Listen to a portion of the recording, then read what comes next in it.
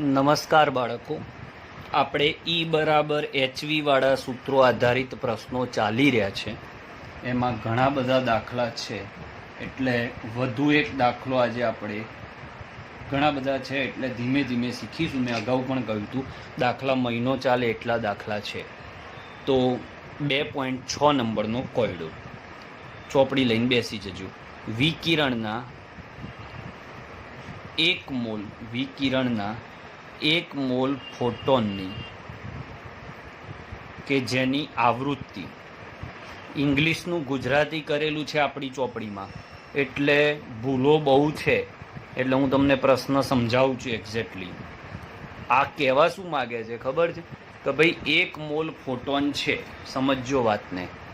એક mall photon છે, એમાંથી એક ફોટોનની આવૃત્તિ આટલી છે, તો તેની ઉર્જા ગણો. એટલે ગણવાની ઉર્જા એક મોલ ફોટોનની છે અને આપેલી આવૃત્તિ એક ફોટોનની છે.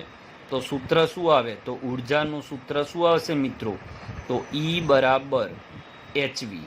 હું દરેક લેક્ચરમાં બોલતો હોઉં છું કે આ ઉર્જા જે છે એ એક ફોટોન માટે છે, એક ફોટોન માટેની ઉર્જા છે. ઓકે, તો ઈ બરાબર એચની જગ્યાએ 6.626 ગુણ્યા 10⁻34, આવૃત્તિની જગ્યાએ 5 ગુણ્યા 10⁻14. કયો એકમ આવશે? જૂલ. ઓકે, તો આ જે ઉર્જા આવી છે એ ઉર્જા તમારી કેટલા માટે છે? તો એક ફોટોન માટે. તો 6×5 એટલે 3ની આસપાસ જવાબ આવશે. 3.313 ગુણ્યા આનો સાદુરૂપ આપશો એટલે આનું -20 આવે, પણ અહીંયા પોઈન્ટ ખસી જાય એટલે -19 થઈ જાય, કારણ કે આ 33.13 આવશે. આ જૂલ આવ્યો. પણ આ જે જૂલ જવાબ આવ્યો એ એક ફોટોન માટે આવ્યો, એટલે જૂલ પ્રતિ ફોટોન. અને તમને જે પ્રશ્ન પૂછ્યો છે એ જૂલ પ્રતિ ફોટોન માટે નથી કહ્યો, એક મોલ ફોટોન માટે. તો એક મોલ ફોટોન માટે એવોગેડ્રો વડે ગુણવા પડે ને, કે એક ફોટોનની ઉર્જા આટલી, તો 6.022 ગુણ્યા 10⁻23 ફોટોનની કેટલી? આ રીતે આવશે. ઓકે, છે એકદમ સહેલું. એક ફોટોનની આટલી, તો આટલા ફોટોનની કેટલી? તો જવાબ અહીંયા આવશે 199.51 કિલો જૂલ પ્રતિ મોલ. કિલો જૂલમાં ફેરવ્યો. પહેલાં તમારો જવાબ જૂલમાં આવશે, 1.99 ગુણ્યા 10⁵ જૂલ આવશે. જૂલને કિલો જૂલમાં ફેરવો એટલે 5માંથી 3 જતા રહે એટલે 2 વધ્યા, એટલે 199 થઈ જાય. ક્લિયર? તો બહુ સહેલો દાખલો. પહેલો ફોટોનમાં જવાબ આવે ને પછી એક મોલ ફોટોનમાં આવે. ઓકે, ચલો હવે લઈએ કોયડો 2.7. ચલો, કોયડો 2.7. એક 100 વોટનો બલ્બ, વોટ એટલે પાવર, પાવર તમને આપ્યો છે 100 વોટ. આ દાખલો મારી રીતે જ ગણજો. તરંગ લંબાઈ એ ઘોડાની આપી છે કે એમાંથી જે પ્રકાશ ઉત્પન્ન થાય છે ને એની તરંગ લંબાઈ 400 નેનોમીટર છે.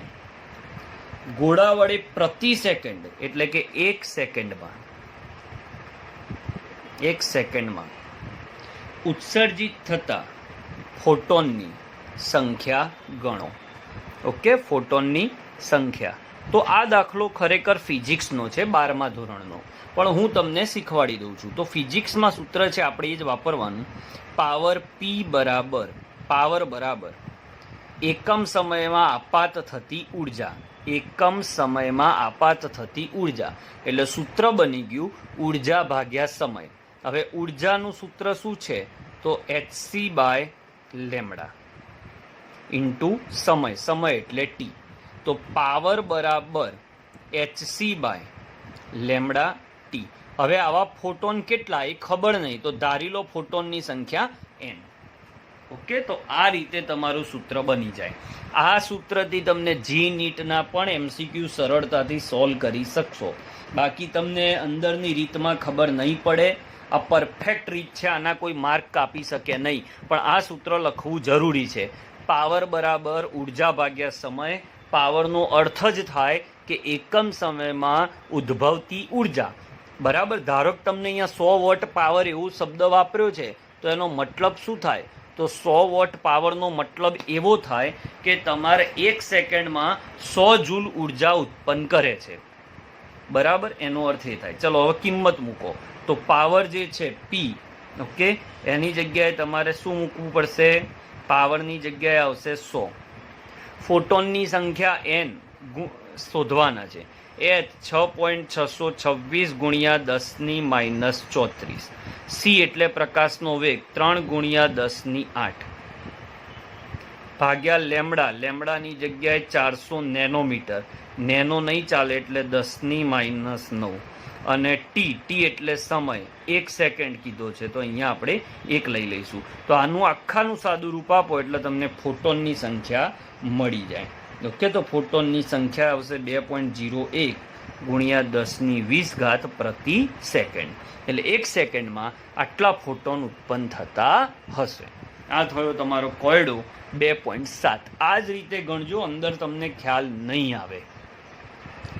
ચાલો બાળકો, આ ચેપ્ટરનો સૌથી સમજવા લાયક દાખલો આવી ગયો અને આજના લેક્ચરનો છેલ્લો દાખલો. એટલે ઈ બરાબર HV વાળા સૂત્રો અહીંયા પૂરા થશે. પછી આવશે ફોટો ઇલેક્ટ્રિક અસરના દાખલા. તો સ્ટાર્ટ કરું છું. કોયડો 2.8 બહુ જ ટફ દાખલો છે, બરોબર સમજીને આપણે ગણવાનો છે. વિદ્યુત ચુંબકીય વિકિરણની 300 નેનોમીટર તરંગ લંબાઈ, એટલે તરંગ લંબાઈ તમને આપી 300 નેનોમીટર તરંગ લંબાઈ ધરાવતો ફોટોન સોડિયમની સપાટી પર અથડાય છે. તો મારે આનું ગ્રાફિક બનાવવું પડશે, તો જ તમને ખબર પડશે. આ જે ધાતુની પ્લેટ આપણે લીધી, આ સોડિયમની સપાટી છે, એના પર તમે તરંગ લંબાઈ આપાત કરી છે. આપાત તરંગ લંબાઈ આપણે આ પોઈન્ટને કહીશું. આપાત કરી છે એ છે 300 નેનોમીટર. દાખલો આખો આ આકૃતિ ઉપર જ છે. જ્યારે આમાં આ પ્રકાશ આપાત કરવામાં આવે છે ત્યારે તેમાંથી જે ઇલેક્ટ્રોન ઉત્પન્ન થાય છે એની ઉર્જા બરાબર એ છે 1.68. બહુ ધ્યાનથી સમજજો, 10⁵ જૂલ પ્રતિ મોલ છે. તો સોડિયમમાંથી 1 ઇલેક્ટ્રોનને દૂર કરવા માટે, આ પણ ફોટો ઇલેક્ટ્રિકનો જ છે, પણ અહીંયા મેં આ દાખલો એટલે લઈ લીધો કે HV પણ આના ભાગમાં આવે છે. 1 ઇલેક્ટ્રોન દૂર કરવા માટે કેટલી તરંગ લંબાઈની જરૂર પડે? તો પ્રશ્નનું પહેલા સૂત્ર પરફેક્ટ બનાવી દઉં. તો ઈ આપાત, બહુ ધ્યાનથી જોજો બાળકો, બરાબર કાર્ય વિધેય, મેં બહુ વાર આ પોઈન્ટ કહેલો છે, વત્તા ગતિ ઉર્જા. તો તમને અલ્ટિમેટલી કાર્ય વિધેય માટે લેમડા કેટલો એ જાણવાનો છે. તો હું સૌથી પહેલું સ્ટેપ કરીશ, કાર્ય વિધેય શોધીશ. કાર્ય વિધેય એટલે થ્રેશોલ્ડ ઉર્જા, આનું બીજું નામ. બરાબર. તો ઈ આપાતમાંથી ગતિ ઉર્જા બાદ કરીશ. હવે ગતિ ઉર્જા તમને આપી છે પ્રતિ મોલમાં આપી છે, અને આપાત ઉર્જા લેમડામાં આપી છે. તો સ્ટેપ 1 બહુ જ ધ્યાનથી દાખલો ગણજો. આઈ થિંક તમે આકૃતિ ઉપરથી આ પોઈન્ટ તો ક્લિયર હશો કે 300 નેનોમીટર વાળી તરંગ લંબાઈ આના પર આપાત કરી ત્યારે જે ઇલેક્ટ્રોન ઉત્પન્ન થયો એની ગતિ ઉર્જા આટલી છે. પણ એવા 1 ઇલેક્ટ્રોનની નથી આપી, પ્રતિ મોલની આપી છે, 1 મોલની આપી છે. તો અહીંયાથી 1 ઇલેક્ટ્રોનને દૂર કરવા કેટલી તરંગ લંબાઈ આપી હશે? તો આ જે ઇલેક્ટ્રોનને દૂર કરવા ઉર્જા આપવી પડે એને કાર્ય વિધેય અથવા થ્રેશોલ્ડ ઉર્જા કહેવાય. તો કાર્ય વિધેય આપાત ઉર્જા બરાબર કાર્ય વિધેય વત્તા ગતિ ઉર્જા. થિયરીમાં મેં સમજાવેલું છે. તો મારે હવે કાર્ય વિધેય શોધવું હોય તો આપાત ઉર્જામાંથી ગતિ ઉર્જા બાદ કરવી પડે. હવે લઉં છું સ્ટેપ 1, આપાત ઉર્જા શોધું છું. તો ઈ આપાત ઉર્જા બરાબર સૂત્ર આવશે hc/લેમડા. ઓકે. તો h કેટલો મિત્રો? 6.626 ગુણ્યા 10⁻34. c કેટલો? તો 3 ગુણ્યા 10⁸ ભાગ્યા લેમડા નેનોમીટરમાં છે એટલે એને મીટરમાં ફેરવી દીધા. ઓકે, તો તમને અહીંયા આપાત ઉર્જા મળશે. બહુ સમજી વિચારીને, હું વારે વારે કહેતો હોઉં છું ક્યાં ક્યાં ભૂલ થશે. 6.626 ગુણ્યા 10⁻19 જૂલ. પણ મેં તમને હમણાં જ શીખવાડ્યું કે આનો જવાબ જે આવશે એ 1 ફોટોન માટે આવશે. જૂલ પ્રતિ ફોટોન, જ્યારે આપણે તો મોલ માટે શોધવાનું છે. તો હું આને મોલમાં કન્વર્ટ કરું તો આને એની વડે ગુણવાના, એન વડે. એન એટલે 6.022 ગુણ્યા 10⁻23 અને પછી એની એનર્જી 6.626 ગુણ્યા 10⁻19 જૂલ પ્રતિ મોલ.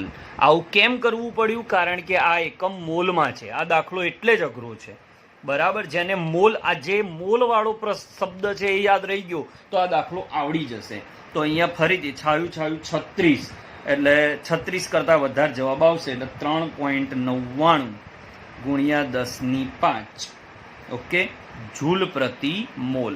હવે તમે જુઓ તો આપાત ઉર્જાનો એકમ જૂલ પ્રતિ મોલ થઈ ગયો અને ગતિ ઉર્જાનો એકમ એ જૂલ પ્રતિ મોલ થઈ ગયો. હવે આ અને આ અહીંયા મૂકી દો કિંમત, એટલે મને કાર્ય વિધેય મળી જાય. જોજો તો સ્ટેપ 2, કાર્ય વિધેય. જે એકમ પર નજર રાખશે એને વાંધો નહીં આવે. આપાત ઉર્જા 3.99 ગુણ્યા 10⁵ માઇનસ ગતિ ઉર્જા આપેલી 1.68 ગુણ્યા 10⁵.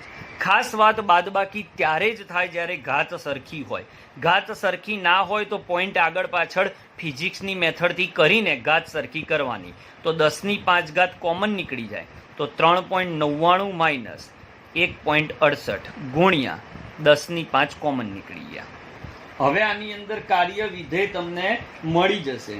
ઓકે, તો તમને જવાબ મળશે 2 ની બાદબાકી 3.99 માંથી આ બાદ થશે એટલે 2.31 ગુણ્યા 10⁵. એકમ લખવાનું ભૂલતા નહીં, જૂલ પ્રતિ મોલ. જવાબ નથી આવ્યો. હવે ફરીથી અહીંયા વાંચો. તમને જે પૂછ્યું છે એ કાર્ય વિધેય તો મળી ગયું, પણ કેટલા માટે કાર્ય વિધેય મળ્યું? 1 મોલ માટે. જ્યારે ગણવાનું કેટલા માટે છે? 1 ઇલેક્ટ્રોન માટે. ઓકે, તો સ્ટેપ 3 કે 1 મોલ ઇલેક્ટ્રોન માટે કાર્ય વિધેય જેની સંજ્ઞા 5 છે.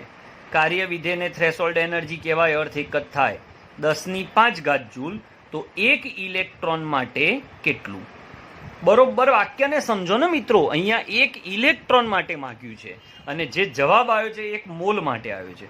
તો 2.31 ગુણ્યા 10⁵ છેદમાં 1 મોલ એટલે 6.022 ગુણ્યા 10⁻23. ઓકે, તો હવે તમને જે ઉર્જા મળશે, સમજાય છે, એ 1 ઇલેક્ટ્રોન માટે મળશે અને એનો જવાબ આવે છે 3.83 ગુણ્યા 10⁻19 જૂલ પ્રતિ ઇલેક્ટ્રોન. 1 ઇલેક્ટ્રોન માટે. હવે તમને એનર્જી મળી ગઈ. હવે એનર્જી બરાબર પાછું સૂત્ર લાગશે hc/λ. આ એનર્જી મળી એ કાર્ય વિધેય કહેવાય, થ્રેશોલ્ડ ઉર્જા કહેવાય. h નું મૂલ્ય 6.626 ગુણ્યા 10⁻34. c ની જગ્યાએ 3 ગુણ્યા 10⁸ ભાગ્યા લેમ્ડા શોધવાનો છે અને ઉર્જા આપી 3.83 ગુણ્યા 10⁻19. તો તમને લેમ્ડા મળી જશે. ઓકે, કેટલો આવશે એનો લેમ્ડા તમે ગણશો તો 518. ઓકે, 5.182 ગુણ્યા 10⁻7 મીટર આવશે. નેનોમીટરમાં ફેરવું તો 2 પોઈન્ટ ખસી જાય એટલે આ 10⁻9 થઈ જાય અને 10⁻9 ને નેનોમીટર કહેવાય. ઓકે, તો આ દાખલાની મજા શું છે? ફરી વાર આખો દાખલો જોઈ લો. આ આપાત ઉર્જા હતી, એને ઉપર પડી, એને ઇલેક્ટ્રોન બહાર ફેંકી દીધા. તો એ ઇલેક્ટ્રોનને દૂર કરવા ઉર્જા કેટલી આપી હશે? તો આપાત ઉર્જા બરાબર આ બેનો સરવાળો. તો આપાત ઉર્જા શોધી તો એ પ્રતિ ફોટોન આવી, તો એને 1 મોલમાં ફેરવ્યા. કેમ? કારણ કે આ ઉર્જા મોલમાં છે. પછી બાદબાકી કરી. પાછો જવાબ જે માગ્યો છે 1 મોલ માટે નથી, 1 ઇલેક્ટ્રોન માટે છે. એટલે પાછું મોલને 1 ઇલેક્ટ્રોનમાં ફેરવ્યા અને પછી લેમ્ડા લાવ્યો. જો અહીંયા 1 મોલ હોત ને તો આ સ્ટેપ ના કરવું પડે, આ ના કરવું પડે. જો અહીંયા પણ 1 મોલ હોત તો આખો દાખલો અઘરો એટલા માટે છે કે મોલ શબ્દ છે. ઓકે, તો આ દાખલો તમે મિનિમમ 2 વાર ગણી નાખજો.